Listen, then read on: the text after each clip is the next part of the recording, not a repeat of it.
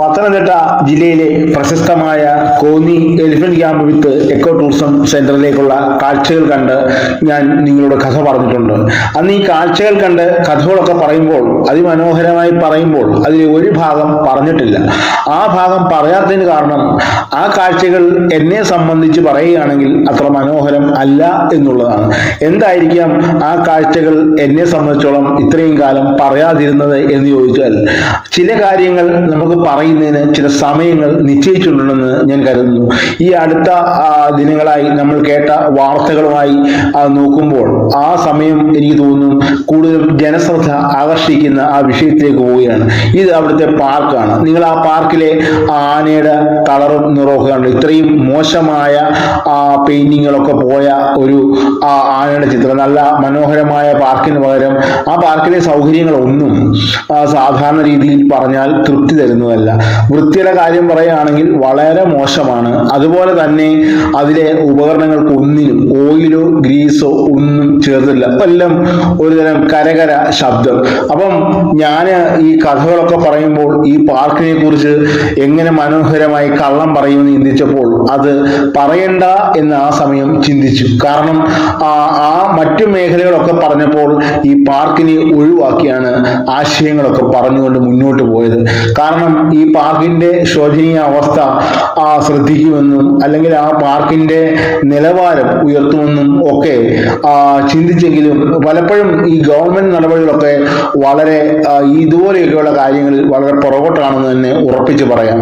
അതിന്റെ പ്രധാന കാരണം, നമ്മൾ ഒരു പാർക്ക് അത് ക്രിയേറ്റ് ചെയ്യുമ്പോൾ ആ ലെഷർ ആക്ടിവിറ്റീസിന് വേണ്ടിയാണ് കുട്ടികളെയും കൊണ്ട് വരുന്നത്. ഏറ്റവും മനോഹരമായി പാർക്ക് അത് ക്രിയേറ്റ് ചെയ്യുക, അതുപോലെ തന്നെ സെക്യൂരിറ്റിയെ അവിടെ വെക്കുക, അതുപോലെ സ്പെയർ പാർട്സുകൾ, ഓയില്, ഗ്രീസ് എന്ന് വേണ്ട എല്ലാ അപകടങ്ങളുണ്ടാവാൻ സാധ്യതയുള്ളതാണ്. അതിനുള്ള എല്ലാ സജ്ജീകരണങ്ങളും ചെയ്യുക.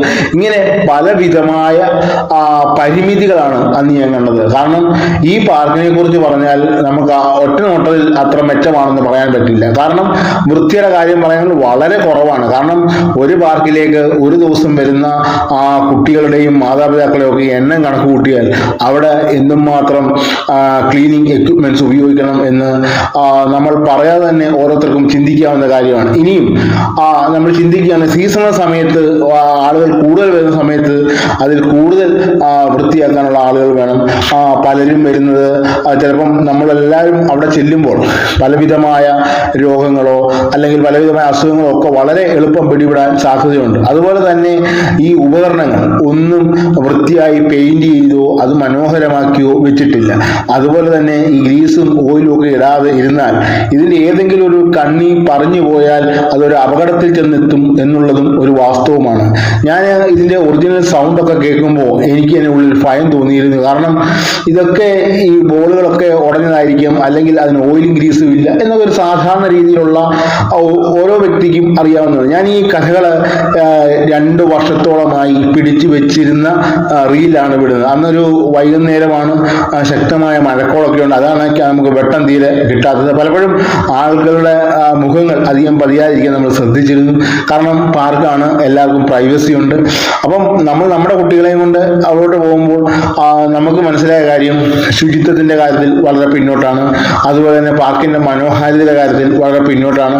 പിന്നെ തിരിച്ചു ചോദിക്കുന്ന ഒരു ചോദ്യമുണ്ട്, ഇത്രയും ഫീസൊക്കെ കൊടുത്ത് ഇത്രയൊക്കെ സൗകര്യങ്ങൾ പോരെ എന്ന് വേണം ചോദിക്കാം. പക്ഷേ നമ്മൾ പറയുന്നത് എപ്പോഴും ഒരു പാർക്കിന് വേണ്ടിയ നിലവാരം അത്യാവശ്യം തന്നെയാണ്. ഈ അടുത്തിടെ ഉണ്ടായ അപകടം തമ്മിൽ പരസ്പരം ചെളിവാരി എറിയുമ്പോൾ ശരിക്കും ശ്രദ്ധിക്കേണ്ടത് അതിന്റെ മൊത്തം മാനേജ്മെന്റ് ഗ്രൂപ്പുകൾ തന്നെയാണ്.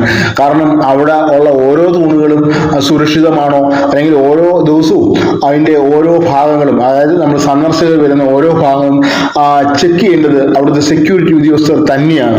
കാരണം എത്രമാത്രം സുരക്ഷിതമാണ്. നമ്മൾ അവിടേക്ക് ടിക്കറ്റ് എടുത്ത് നമ്മൾ കയറി കഴിഞ്ഞാൽ അതിന്റെ ഉത്തരവാദിത്വം അവർക്കാണ്. കാരണം നമ്മൾ അവരുടെ മേഖലയിലേക്കാണ് ചെല്ലുന്നത്.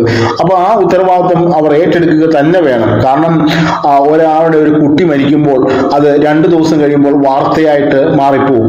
എങ്കിൽ നമ്മൾ ചിന്തിക്കുന്ന കാര്യം, ആ വീടിനെ സംബന്ധിച്ചിടത്തോളം അത് അവരുടെ അവസാന കാലഘട്ടം വരെ ദുഃഖത്തിന്റെ കണികൾ നിറഞ്ഞു നിൽക്കുന്നത് തന്നെയാണ്.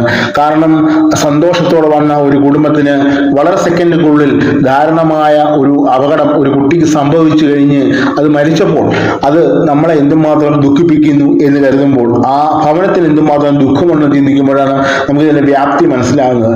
ഇത് കുറച്ച് ദിവസം കഴിയുമ്പോൾ ഇതൊക്കെ മറന്നുപോകും. പിന്നെ എല്ലാവരും സാധാരണ രീതിയിൽ അവിടെ വരും, അവിടുത്തെ കാര്യങ്ങൾ നടക്കും. പലപ്പോഴും ഞാൻ ഈ പറയുന്നതിന്റെ പ്രധാന കാരണം പാർക്കുകളൊക്കെ അതിന്റെ സെക്യൂരിറ്റി, ഹൈജീന്, അതുപോലെ തന്നെ ക്വാളിറ്റി ഇതൊക്കെ മെയിൻറ്റെയിൻ ചെയ്യുമ്പോൾ അത് എല്ലാവർക്കും നല്ലത് തന്നെയാണ്. ടിക്കറ്റ് നിരക്ക് നമ്മൾ പറയുമല്ലോ, അതിനുവേണ്ടി 2 രൂപ കൂടി അല്ലെ 5 രൂപ കൂടിയാലും അല്ലെ 10 രൂപ കൂടിയാലും ആളുകൾ കൊടുക്കും. കാരണം എന്താണ്? സുരക്ഷിതത്വം, അതിനുള്ള വൃത്തി, ഇതിനൊക്കെ പ്രാധാന്യം കൊടുക്കുന്ന ഒരു ജനത തന്നെയാണ് കേരള സമൂഹം. ഇങ്ങനെയൊക്കെയുള്ള കാര്യങ്ങളിൽ പലപ്പോഴും ഗവൺമെന്റിന്റെ നേരിട്ടുള്ള ഇടപെടൽ വേണമെന്ന് തന്നെയാണ് ഞാൻ പറയുന്നത്. പലപ്പോഴും പാർക്കുകളൊക്കെ നിരീക്ഷിക്കുകയും നിയന്ത്രണ വിധേയമാക്കുകയും അതിനോടൊപ്പം അതിന്റെ സുരക്ഷാ കാര്യങ്ങളിലും അതുപോലെ തന്നെ വൃത്തിയുടെ കാര്യത്തിലും എന്ന് വേണ്ട പാർക്കുകളുടെ നിയന്ത്രണം കുറച്ചുകൂടി സ്ട്രോങ് ആക്കണമെന്നും പാർക്കുകൾ മനോഹരമാക്കണമെന്നാണ് ഞാൻ പറയുന്നത്. നമ്മൾ ഓരോ രാജ്യത്തെയും നമ്മളെയും തമ്മിൽ കമ്പയർ ചെയ്യുമ്പോൾ അല്ലെങ്കിൽ ഓരോ പ്രൈവറ്റ് കമ്പനികളെയും ഗവൺമെന്റിലെ പാർക്കുകളെയും തമ്മിൽ കമ്പയർ ചെയ്യുമ്പോൾ എന്തുകൊണ്ട് ഇത് പിന്നോട്ടടിക്കുന്നു എന്ന് ചോദിച്ചാൽ ഇതിന്റെ കാര്യക്ഷമത ഇല്ലായ്മ തന്നെയാണെന്ന് ഉറപ്പിച്ച് പറയാം. ഇത്രയും സൗകര്യങ്ങളും ഇത്രയും വരുമാനവും ലഭിക്കുമ്പോൾ നമ്മൾ ആ വരുമാന വർധനയോടൊപ്പം തന്നെ അതിനു വേണ്ടിയ സൗകര്യങ്ങൾ ചെയ്തു കൊടുക്കുമ്പോഴാണ് നമുക്ക് ഇത് ലാഭകരമായി കൊണ്ടുപോകാൻ സാധിക്കുന്നത്. ഈ കഥകളൊക്കെ ഇപ്പോൾ പറയേണ്ടി വരുന്നതും നമ്മളെ സംബന്ധിച്ചോളം ഒരു മോശ സമയത്താണ് ഇത് പറയുന്നത്. കാരണം അതിൻ്റെ ഒരു മോശ സമയം ഉള്ളപ്പോൾ ഇത് പറയുമ്പോൾ അത് ശ്രദ്ധിക്കുകയും ഓരോ കാഴ്ചക്കാരനും അല്ലെ അവിടെ വന്നിട്ടുള്ള ഓരോ വ്യക്തികളും ഈ കാര്യങ്ങളൊക്കെ മനസ്സിൽ ചിന്തിച്ചു തന്നെയാണ് ഞാൻ പറയുന്നത് എന്നുള്ളൂ. പലപ്പോഴും ഒരു ടൂറിസം പ്രൊമോട്ടർക്ക് എല്ലാ കാര്യങ്ങളും മനോഹരമാണെന്ന് പറയാൻ സാധിക്കുകയില്ല. നമ്മൾക്ക് ശരിയല്ലെന്ന് തോന്നുന്ന കാര്യങ്ങൾ ശരിയല്ലെന്നും അല്ലെങ്കിൽ അത് കൂടുതൽ മെച്ചപ്പെടുത്താനുണ്ട് എന്നുള്ള രീതിയിലും അഭിപ്രായങ്ങൾ പറഞ്ഞു പോവുക തന്നെ വേണം. അതുകൊണ്ടാണ് ഇതിനു മുമ്പുള്ള വീഡിയോകൾ കണ്ടിട്ടുള്ളവർക്കറിയാം, 2 വർഷം മുമ്പ് പിടിച്ചെടുത്ത ഒരു വീഡിയോ ഈ സമയം വിടുന്നതിന് കാരണം അന്ന് ഇത് പ്രക്ഷേപണം ചെയ്താൽ മറ്റ് കാണിച്ചതിനൊക്കെയുള്ള മഹനീയത ഇതിൽ നഷ്ടപ്പെടുമെന്ന് അന്ന് എനിക്ക് മനസ്സിലായതുകൊണ്ടാണ്. അപ്പോൾ പാർക്കിനെ കുറിച്ച് തീർച്ചയായിട്ടും ജനപ്രതിനിധികളും ഗവൺമെന്റും എല്ലാവരും ശ്രദ്ധിക്കുകയും അതിനോടൊപ്പം തന്നെ അതിന്റെ സുരക്ഷിതത്വം വർദ്ധിപ്പിക്കുവാൻ അതിന്റെ കോർഡിനേറ്റേഴ്സ് വളരെയധികം ശ്രദ്ധിക്കുകയും വേണം. പുതിയ നിലവാരത്തിലേക്ക് ഉയരട്ടെ, കുട്ടികൾ കൂടുതൽ സുരക്ഷിതരാവട്ടെ. അതുപോലെ വൃത്തിയുടെ കാര്യത്തിലും 1ാം നമ്പരാകുമ്പോൾ ഈ പാർക്കിന്റെ പഴയ സ്ഥിതി മാറുമെന്നും ഞാൻ കരുതുന്നു. എപ്പോഴും നമ്മൾ ശുഭാപ്തി വിശ്വാസമുള്ളവരാണ്. ആ ശുഭാപ്തി വിശ്വാസത്തോടുകൂടി പുതിയ ഒരു കാഴ്ചകൾ കാണാമെന്നും പുതിയൊരു കാഴ്ചപ്പാടുകൾ മുന്നോട്ട് നീങ്ങാമെന്നും ഞാൻ പറഞ്ഞുകൊണ്ട് നിർത്തുന്നു.